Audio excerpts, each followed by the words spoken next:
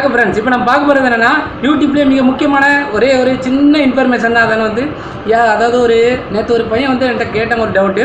அதாவது custom URL, அதாவது நான் வந்து ஒரு வருஷத்தில் 3 தடவை மாற்றிட்டேன், அதுக்கு மேலே என்னால் மாற்ற முடியலை, யூடியூப்லேருந்து ஒரு மெசேஜ் வந்துச்சு, இனிமேல் மாற்றினீங்கன்னா உங்கள் அக்கௌண்ட் பிளாக் செய்யப்படும் அப்படின்னு சொல்லி வந்துச்சு அப்படின்னு சொல்கிறான்.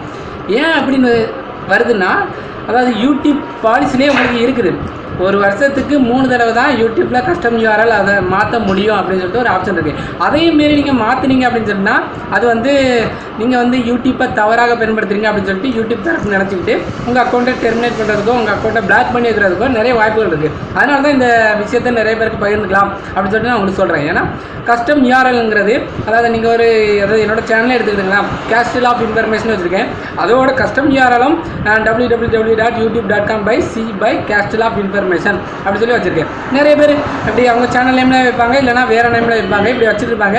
சிலவங்க இந்த நேம் சரியில்லை அப்படி இன்னொரு நேம் மாற்றுவோம், இந்த நேம் சரியில்லை இன்னொரு நேம் மாற்றோம்னு சொல்லிட்டு ஒரு வருஷத்துக்குள்ளேயே நிறைய தடவை மாற்றதுக்கு முயற்சி பண்ணாங்க.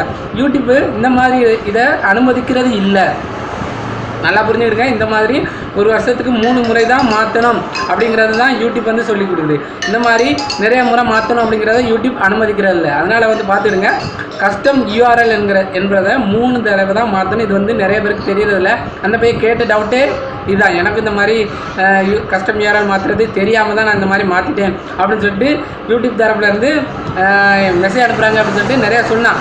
அதனால தான் சொல்கிறேன், அது மாதிரி நீங்கள் வந்து ஆகிடக்கூடாது அப்படிங்கிறதுக்காக தான் நான் வந்து இந்த வீடியோ போடுறேன். ஓகே, இந்த வீடியோ உங்களுக்கு பிடிச்சிருந்தா நம்ம சேனலை சப்ஸ்கிரைப் பண்ணுங்கள், பெல் ஐக்கானை கிளிக் பண்ணி வச்சுருங்க. உங்களோட பிறகு விடைபெறுவது உங்கள் அன்பு வேலவன். தேங்க்யூ.